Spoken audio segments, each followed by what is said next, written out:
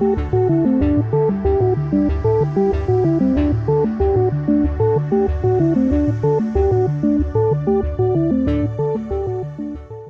describe the teacher evaluation system prior to the most recent changes in Baltimore City Schools. So I would say there's been an evolution of teacher evaluation systems over the past 10 to 15 years. Primarily what you had in the earliest context was a series of categories of checklists that are either satisfactory or unsatisfactory. The system that was previous to the current one was a little more advanced with that. It had 3 levels, where you had proficient, satisfactory, and unsatisfactory. And it had several different categories that related to instruction. But what it didn't do is it didn't really differentiate based on specific teaching practices and provide guidance and feedback in multiple areas. It just wasn't designed towards professional development. It was more just designed towards solely being an evaluative tool. So we thought we could make some improvements on and build upon some of that to develop the current system as it is. Can you talk a little bit more deeply about what the categories were in that system? Mm-hmm.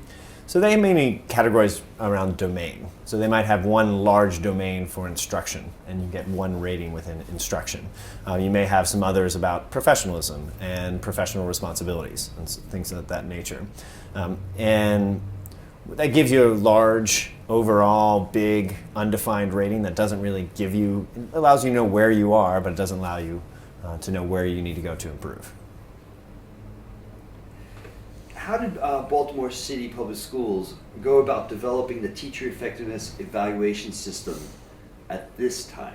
Sure. So the current system has been in development for several years.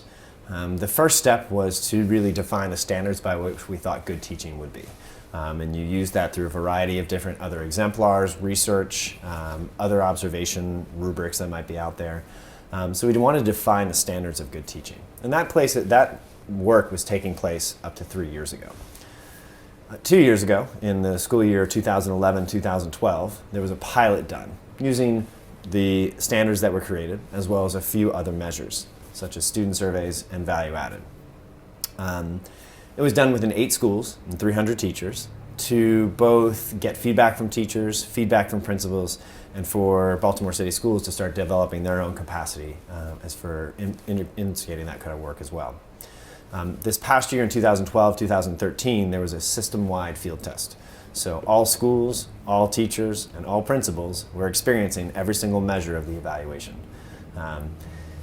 In Maryland, we were required to have 5% of our teachers participate in the field test. We made the decision as a district to do this with every single one of our teachers because we wanted the teachers to have a preview of what was coming.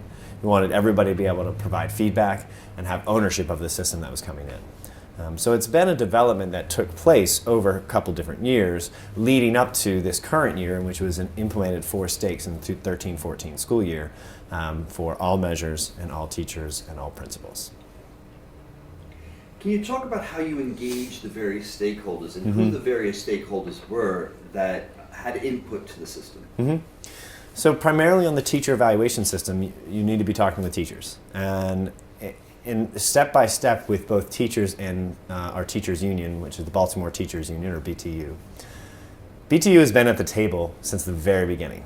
And every part of the conversation we have, we use them as a thought partner to work collaboratively in the work. So when decisions are made, they understand the options that were on the table, and they're working with us to make these types of decisions.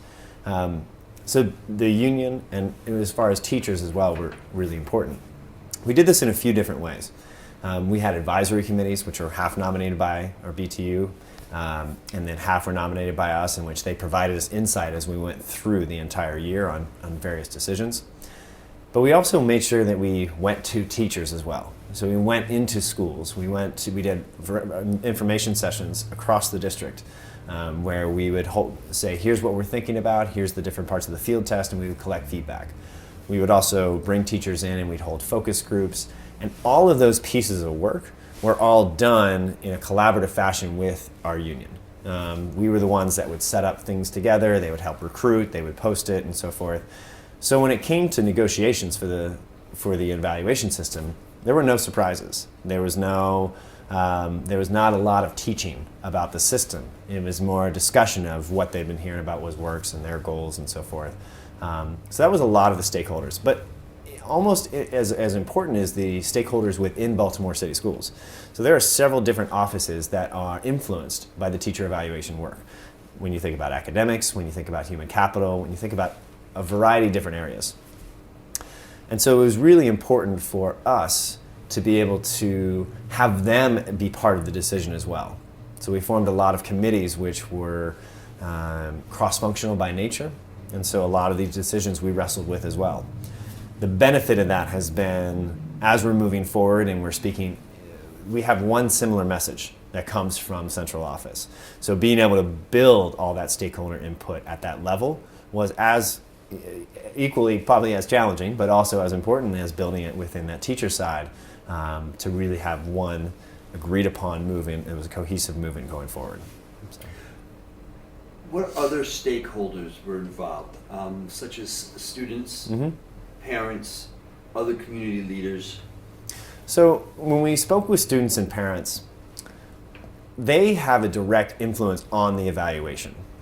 For the development of the system, there was more of an interest of knowing the result of it and knowing the information for it, rather than wanting to be on the steps of the development from it. So they wanted to make sure their voice was heard in the evaluation. They knew they could access the results. They could see, how is my teacher doing, or my student's teacher doing. And so we have a couple of different parts of our evaluation that have both parent and student feedback for the school, but specifically we also have a measure that isn't a percent of the evaluation, but it is incorporated into it. It's student feedback. So students directly reflect on the frequency of certain behaviors for their teachers. So we're able to add some of those pieces as well as part of the evaluation and users of the evaluation data. What were the challenges in setting up a teacher effectiveness evaluation system? I think there are several challenges that go in terms of capacity. The challenging of the status quo are the two that immediately come to mind. Developing capacity in a lot of different ways. Number one, for teachers, being able to develop their capacity to understand the system, to understand the different components and what they mean, and also to be a user of the data. So you want them to be able to act upon this data in a way that adjusts instruction. So developing that capacity was a major overhaul when you're talking about trying to access 5,000 teachers. So just being able to get that number in the room. But there's also a culture shift that has to go along with it. When you talk about incorporating student feedback into a teacher's evaluation, when you talk about an individual teacher having a small part of their evaluation be the measure based on the performance of the school as a whole, these are two things that are different philosophy, and they're something that people weren't necessarily used to or ready for. And so it's building that engagement and understanding this is the motivation behind every adult is responsible for every single student in the building. There are no more closed-door classrooms in today's schools. So that culture shift was definitely a challenge. But then, there's a lot of capacity on our side too. I mean, this is the first time we're doing things. This is we know we're not going to get it perfect from the start. But the way that we built it, and what was also a challenge, but also probably one of the strengths of the system, is that we tried to build it always with an air towards sustainability and engagement. And so that takes a ton of work to be able to engage such a large group of stakeholders, and a lot of work and a lot of meetings and a lot of reaching out and so forth. But what it does pay off is now that there is large amounts of that engagement and buy-in, and capacity is built in a variety of different areas. You're seeing the benefits now, but it just takes an immense amount of time, thought, planning, and resources. So. Can you talk a little bit about the challenges in terms of measurement and the actual measures that you use in the program? So unfortunately, no teacher walks around with a number on their forehead that says, on a scale of 1 to 10, I'm a 7. And also that number changes depending on what class period you're teaching, whether it's the morning or the afternoon and the type of kids, or it could change between different subjects. And so it's really, it's a moving target anyway. and there's no underlying factor that we can point to. So when we're trying to come up with measures, what we're doing is we're correlating them with each other. We're saying, are we painting something that tells a similar story? But it's not, there's no way to be able to say, is it actually related to this underlying truth that we're really trying to get at? So that's the biggest challenge, is that you can create measures and you can find out how they relate, but you have to use a variety of different methods of validation to be able to say, number one, does this align with what other sources? But also, does it reflect what is happening in the classroom? Do teachers feel that it's an accurate measure of their performance? There are other pieces that go along with it, but you're never going to have a true answer. So it's working in a lot of shades of gray. So we talked about challenges. Can you talk about the successes? What do you feel are the greatest successes with developing this system?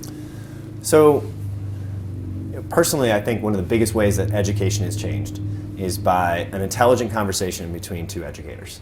And so what I think the success has been is that it has changed the nature of that conversation between educators. So now the conversation is about specific, tangible teaching practices, and it has targets by which people can move and data to support that movement. So I think that's been the success, is that you see people talking in a different fashion about education practice now than they were 2 to 3 years ago. So Baltimore City Public Schools is a large urban district. How did the context of an urban district impact the development of the teacher evaluation system? Yeah, I think it's really important to be able to take, to make sure that that context is being accounted for. The primary ways that we do that is in our measures of student growth. So what we do in Baltimore is we have a value-added model that says, basically when I break it down, if I look at students within your classroom, I'm going to say, all right, for your student that scored this last year on their test and this 2 years ago on their test, and they have this in terms of their special education status or their ELL status, I want to take, how did a student have those exact same characteristics? How did all other students in Baltimore City do in comparison to that student? And so my reference point is all students within Baltimore, and average growth within the district for students that share those same characteristics. So it was really important to take that context into account, and teachers have very much appreciated the fact that their students are being measured in relation to the context in which they're working within. So we've done that both on the value-added measure, as well as when you look at a school performance measure and a school-wide measure. One of the things we knew was important is that we had to give credit for both performing high from the start, but you also had to credit for if you're the type of school that's starting from a low point and moving in the right direction. And so in some place, because we have a lot of schools that are starting from a low starting point, and so we need to be able to still incentivize that movement without having people be failing from the start. So how do you think that Baltimore being an urban setting impacted some of the measures specifically? Mm-hmm. I'll give you one example. One of the measures we used for our school performance, the state had recommended using reduction of gaps. So it might be between your highest performing subgroup and your lowest performing subgroup. In Baltimore City, it's a much more of a homogeneous population. So, for instance, in a majority of our schools are about 90% African American and about 90% poverty. And so the situation you might have is your highest performing subgroup is African Americans. Your lowest performing subgroups might be your poverty students. But there's such a high degree of crossover between those students that it doesn't make sense as a measure. So what we had to change that out. We had to change that to be something that was more about the learning climate and the learning environment. That was an important piece of it because it wasn't reflective of the more homogeneous population that we have in Baltimore City. What advice would you give for a similar school district as they begin to consider setting up a similar system? Mm-hmm. I would say that the philosophies that I was speaking to earlier about sustainability and engagement are the two biggest pieces. And a phrase that kept going through as I was thinking of it, is always worth the work. It is always worth the time and effort you put in on the front end, because it always pays dividends in the back. We put a lot of work in that engagement strategy, and having educators be at the table from the very start, so that you're developing a system in collaboration with each other, and you're both facing the same difficult choices and options together, so that when you do that, it takes a lot more time and a lot more work and a lot more engagement. But when you're rolling out a system, it begins, you have people outside of your office that are speaking about the system. And that is so much more powerful than what you can say there. So that engagement piece, I would say also, there's a lot of other examples of what people are doing out there. There's no need to create something that is completely unique and new. There's a lot of adaptation and borrowing and stealing that can occur with other different systems. There's been a lot of great ideas. So we've tried to incorporate the ones that resonated with our core philosophies, that we look through with our educators to give ideas and context and have them to have reactions to, and that was really helpful as well. So talk a little bit about the work that you still have ahead of you. Mm-hmm. So what are you still working on in terms of this system? And I think a lot of the focus at this point has been on the measures, the implementation, the education about the system. I think the next step, and the part that you're going to really see increasing tangible benefits of the system, is the connection between your evaluation data and available resources that are designed particularly for you. In the era of technology we are in, it's a lot about differentiating, teachers differentiating for their students. And so we're trying to really reflect that as well in their professional development, where we take your data, and when we get this result, you are aligned with these people you can talk to, these resources you can look through, and this is the follow-up that we're going to do. So it's that connection between that and the available resources to increase as much of the support as there is the evaluation as we move forward. Is there anything else that you would like to add to this discussion related to the development of the teacher effectiveness evaluation system? I think and this could be part of the challenges that we've been going through, is that right now is a fascinating time to be in education, because teachers are experiencing so many different aspects of change. And these are major changes, and ultimately I think we're getting to the right point. But there's a lot of growing pains that we're going to be going through while we get it right with a brand new curriculum in the Common Core, brand new testing, teacher evaluation, principal evaluation, and so forth. So I think it's a really exciting time to be in education. I think there is a real need for people who can walk into a situation that's not going to be perfect and really think about, here's what our available options are, and here's the best course that we can go that's going to have the maximum impact, and so forth. So it's that type of analytical thinking and people that are needed in those situations to navigate these next few years, which are going to be they're going to set up a lot of what's going to happen in the future.